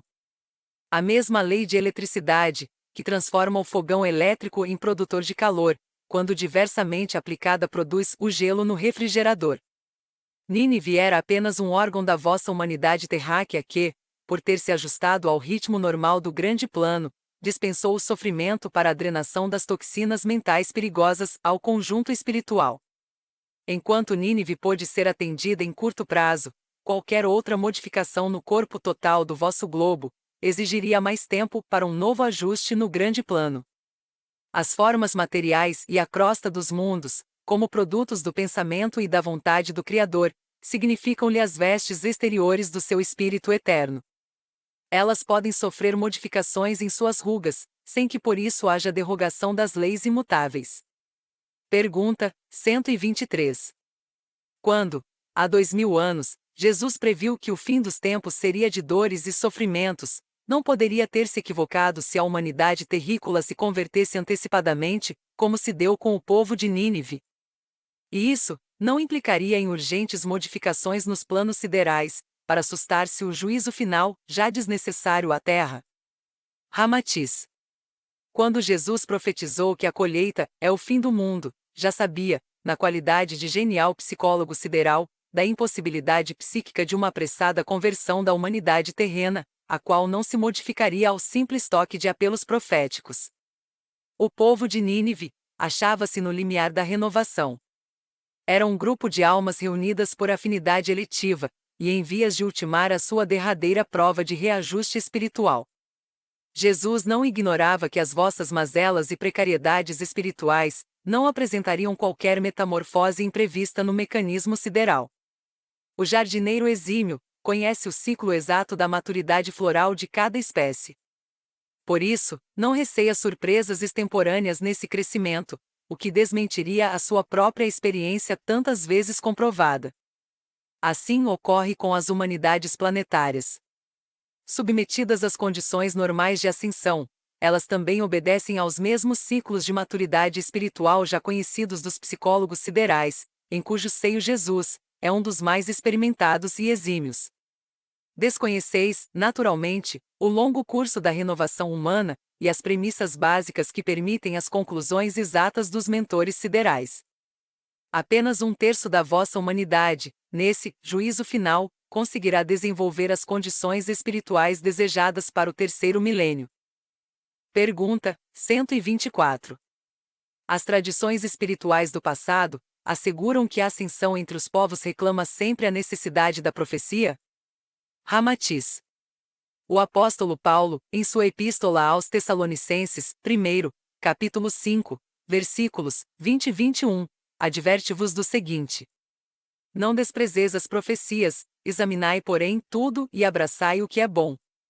E aos Coríntios explica, 1, capítulo 12, versículos 8, 9 e 10, porque a um, pelo Espírito, é dada a palavra da sabedoria, e a outro, pelo mesmo Espírito, a palavra da ciência, e a outro a fé, e a outro os dons de curar, e a outro a operação de maravilhas, e a outro a profecia. Nos Provérbios de Salomão, capítulo 29, versículo 18, lereis o seguinte: quando faltar a profecia, dissipar-se-á o povo, aquele, porém, que guarda a lei, ou respeito à profecia, é bem-aventurado. Os avisos proféticos, destinados a alertar os espíritos reencarnados no mundo físico, obedecem a planos deliberados, que o vosso raciocínio ainda não pode compreender. É, ainda Paulo de Tarso, em sua epístola aos Coríntios, 1, capítulo 14, versículo 1, que nos comprova esta asserção, quando conclama aos seus discípulos: segui a caridade, anelai os dons espirituais, e sobre todos, ao da profecia. Mas o que profetiza, edifica a Igreja de Deus. Quero, pois, que todos vós tenhais o dom de línguas, porém muito mais que profetizeis. De que vos aproveitarei eu, se vos não falar, ou por revelação, ou por ciência, ou por profecia? Todos os povos têm os seus profetas, porque estes são, na tradição, a voz de Deus, que anuncia e previne para que o homem tenha tempo de arrepender-se e modificar a sua conduta desregrada. O Criador, magnânimo e justo, além de conceder longos prazos para que seus filhos negligentes se convertam à realidade superior do Espírito, ainda os adverte, pela profecia, dos acontecimentos trágicos já determinados e que pedem a renúncia às paixões perigosas para a felicidade espiritual. João Evangelista, no Apocalipse, capítulo 11, versículo 18, adverte: e o tempo de serem julgados os mortos e de dar galardão aos profetas teus servos, comprovando que, no fim dos tempos, os homens reconhecerão o valor dos profetas.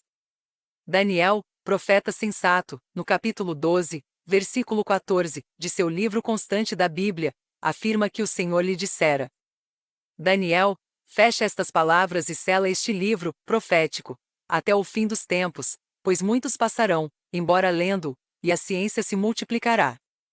A ordem de fechar o livro até o fim do tempo é uma advertência quanto à inutilidade de se procurar entender a profecia ali escrita, colocando-se à sua frente a costumeira desconfiança do homem, que então lerá o livro profético sem compreendê-lo, por não confiar no seu conteúdo sibilino. Pergunta 125. Pensamos que o fato de se constituírem populações sobre terrenos vulcânicos as torna, por coincidência, candidatas a acontecimentos trágicos, sem que estes sejam consequência de se haverem essas populações tornado desregradas. Qual o vosso parecer? Ramatiz. A peculiar disposição humana de atribuir os acontecimentos proféticos a coincidências fortuitas não pode ter lugar nesses casos. Basta um simples raciocínio e um pouco de observação para verificardes que há sempre perfeita correlação psicofísica nesses fatos. Realmente, os agrupamentos que se constituem nas crostas vulcânicas são candidatos fatais às tragédias que, mais tarde ou mais cedo, hão de irromper, caso não estejam extintos os vulcões. No entanto, é mister meditardes no exagero das coincidências que se tem verificado nos eventos trágicos do passado, advertidos pelas profecias, em que o fenômeno da catástrofe física sempre se ajustou hermeticamente ao próprio fenômeno do desregramento e da catástrofe moral. Sodoma, Gomorra, Pompeia ou Herculano foram destruídas pelas comoções violentas da natureza vulcânica. Mas, com surpresa, também houve a coincidência de se tratar de povos completamente dissolutos e indisciplinados. Lemúria e Atlântida submergiram exatamente no tempo em que se entregavam ao auge da impiedade, da violência e do deboche. Inúmeras cidades assírias, persas, semurianas, Cartago e Roma foram destruídas pelas hordas de vândalos, mas coincidindo psicologicamente com o seu desregramento psíquico. Comprovaram, portanto, a perfeita ação disciplinadora espiritual sobre o vosso orbe, que sempre evita o perigo de danos à ordem coletiva das almas bem-intencionadas. O vosso século, ameaçado de catástrofes do fim dos tempos, também apresenta por coincidência um padrão desregrado, na contínua inversão de valores, e que se ajusta perfeitamente aos sinais marcados pela velha profecia. A técnica sideral, quando distribui etnograficamente os espíritos desregrados, na Terra, também sabe situá-los, devidamente, na confluência de recursos drásticos, para restringir-lhes os movimentos demasiadamente daninhos às outras coletividades. É por isso que ocorrem casos surpreendentes em que famílias inteiras se sentem intuitivamente avisadas de determinadas catástrofes, e abandonam o local aparentemente inofensivo, livrando-se dos acontecimentos trágicos que ocorrem em seguida. É a intervenção justa do alto, que as afasta do local em que não lhes cabe a prova dolorosa, nem a morte trágica. Pergunta 126.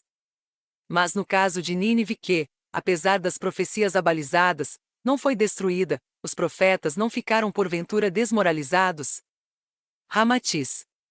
Não, porque os profetas prediziam que Nínive seria destruída caso não se penitenciasse imediatamente.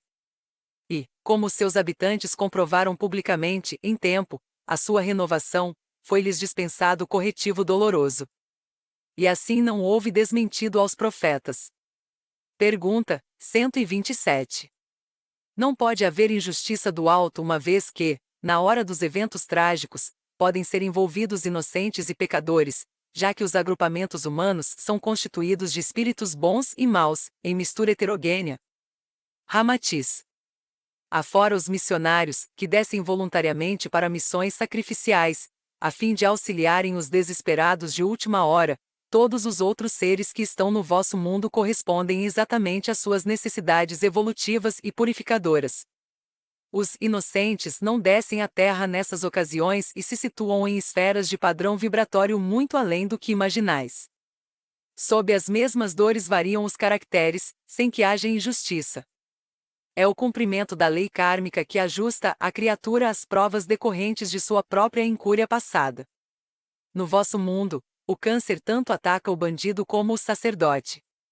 A criança inocente como o velho pecador. O mestre hindu como o analfabeto espiritual. A mulher santa como a meretriz. O karma, como lei inflexível mas justa, sabe conduzir ou afastar das provas dolorosas e imerecidas aqueles que a isso fazem jus. Esqueceis de que a forma carnal é apenas o prolongamento do comando psíquico daqui, o qual age pelo mundo interno e logra sempre êxito, apesar de o reencarnado ignorar comumente o seu destino. Pergunta 128. Poderíeis citar os nomes de alguns profetas tradicionais do passado, que foram portadores de credenciais favoráveis? Ramatiz.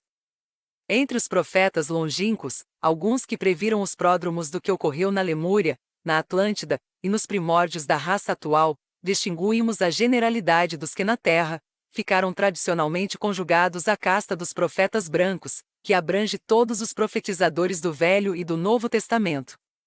Há que recordar os flamínios, herdeiros iniciáticos dos videntes da Colina Dourada, mas, acima de tudo, o inigualável Antúlio de Marra-Etel, o sublime instrutor Atlante, consagrado filósofo e vidente das portas do céu.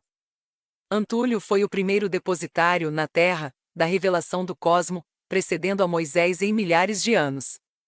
Sob a inspiração das cortes celestiais, criadoras dos mundos, ele deixou o magnífico tratado de Cosmogênesis, no qual descreve a criação da nebulosa originária da vossa constelação solar. Cabe-lhe a primazia de haver descrito a maravilhosa tessitura dos arcanjos e dos devas, com suas roupagens planetárias policrômicas, onde o iniciado distingue perfeitamente os campos resplandecentes dos reinos etéreo-astrais dos mundos físicos. Antes do trabalho esforçado de Moisés, no Monte Sinai, Antúlio já pregava na Atlântida a ideia unitária de Deus, mas, em lugar do Jeová feroz e vingativo, ensinava que o Onipotente era uma fonte eterna de luz e amor. Também é de sua autoria a primeira enunciação setenária na Terra, quando se refere à cromosofia das 7 legiões dos guardiães, cada uma se movendo numa aura correspondente a cada cor do arco-íris. Comprovando seus dons maravilhosos, Antúlio previu, com milênios de antecipação, a submersão da Atlântida e a inversão rápida do eixo da Terra, ocorrida há mais de 27.000 anos, do vosso calendário. Desde as tradições bíblicas, até os vossos dias, muitos outros eventos proféticos foram registrados e comprovados, pela documentação que ainda se guarda nas fímbrias do Himalaia, nas regiões inacessíveis ao homem comum.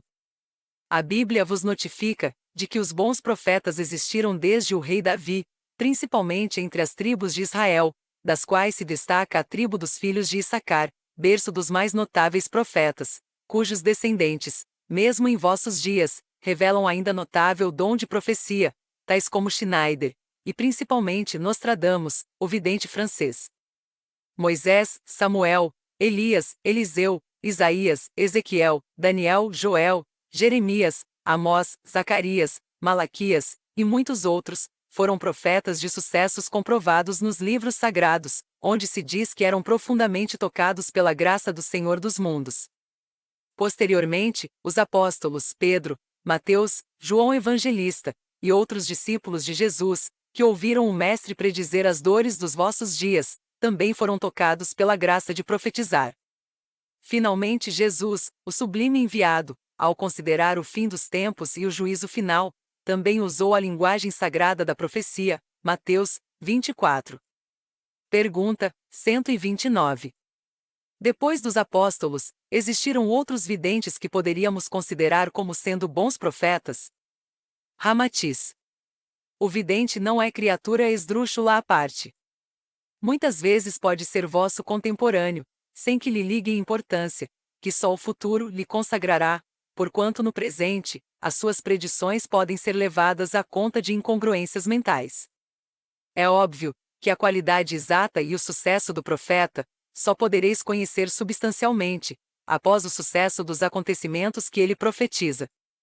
Pedro, o apóstolo, repetiu em parte a profecia de Joel, do Antigo Testamento, feita 610 anos antes de Cristo, e confirmou a mesma no Novo Testamento, Atos dos Apóstolos, capítulo 2, versículos 17 a 20, quando diz: E acontecerá nos últimos dias, diz o Senhor, que eu derramarei do meu espírito sobre toda a carne, e profetizarão vossos filhos, e os vossos mancebos verão visões, e os vossos anciãos sonharão sonhos. E certamente, naquele dia derramarei do meu espírito sobre os meus servos, e sobre as minhas servas, e profetizarão. E farei ver prodígios em cima no céu, e sinais embaixo, na terra, sangue e fogo, e vapor de fumo. O sol se converterá em treva, e a lua em sangue, antes que venha o grande e ilustre dia do Senhor. Essa repetição da profecia de Joel, reforçada pela palavra de Pedro, vos ensina que os videntes posteriores à Bíblia e ao advento de Jesus também devem ser considerados com respeito e atenção, para que, devido à desconfiança do homem, não seja negligenciada a absoluta necessidade de reajuste espiritual, para a nova moral do terceiro milênio. Pergunta 130. E quais foram os profetas posteriores aos apóstolos, que podem ser dignos de confiança? Ramatiz. Podemos indicar os seguintes: São Malaquias, monge Johannes, cura de Ars, Catarina de Imeric, o poeta bávaro, Santa Odila, mãe Shipton, e outros de menor importância. Alguns, como Júlio Verne, desdobraram sua genial faculdade na tessitura de livros romanceados, e de predições científicas, artísticas e filosóficas. Finalmente, destacamos Michel de Nostradamus, que já foi um dos profetas do Velho Testamento, e cujas profecias em trânsito, apesar de algumas falsas interpretações demasiadamente objetivas, serão concretizadas no seu exato conteúdo, até o fim do vosso século. Nota: Michel de Nostradamus foi a encarnação de Isaías, um dos mais consagrados profetas do Velho Testamento. Nostradamus, vidente poderoso, a balizada voz profética do espaço, deve a sua extraordinária sensibilidade ao fato de ser espírito avançado, e também descender, pela segunda vez, da mesma tribo de Issacar, que foi o maior viveiro de profetas assinalados pela Bíblia. Pergunta 131. No século em que vivemos, existe porventura algum profeta cuja profecia seja digna de confiança? Ramatiz. Na corte de trabalhadores proféticos, entre vós, verificamos que Karl Schneider, também descendente da linhagem dos célebres profetizadores das tribos de Israel, destaca-se como portador de notáveis predições, que deverão concretizar-se também no vosso orbe. Ele se fez paladino da ideia de um mundo melhor entre vós, e sabemos que tem usado o pseudônimo de Ernest Sgur. Pergunta 132. Para encerrarmos este capítulo sobre a profecia, desejaríamos saber qual o mais insigne profeta que já conhecestes sob a tradição da arte de predizer. Poderíeis indicar seu nome? Ramatiz. É Jesus, o sublime amigo, o Salvador da humanidade, que fez a transfusão da luz crística sobre a superfície anêmica do vosso orbe. É Ele, a voz profética em que podeis e deveis confiar incondicionalmente, pois o ungido de Deus também profetizou, e o fez com sabedoria e fidelidade. Além disso, cumpriu primeiramente em si mesmo aquilo que ensinava, e depois disse ao homem debilitado pelas paixões terrícolas que fizesse o mesmo, afirmando: Eu sou o caminho, a verdade e a vida. Legando-vos junto ao seu evangelho, a profecia trágica do fim dos tempos, e do juízo final, Mateus 24. Deixou-vos instruções e lições imorredoras, para que possais sobreviver espiritualmente aos eventos cruciantes que se aproximam. E dirigindo-se à humanidade, nessa predição angustiosa e trágica, sabendo-a paralítica, e cega pelas paixões insofriáveis do instinto animalizado, oferece-lhe a cura através do seu divino evangelho, e do seu amor, que redime para a eternidade. Chegamos ao final da leitura deste questionário. Não percam a leitura do próximo capítulo de número 7, intitulado A Bíblia e sua significação. Obrigado por apoiarem nosso canal. Curtam, comentem, façam a sua inscrição e compartilhem. Boa reflexão e que Jesus abençoe a todos. Deus, Cristo e caridade.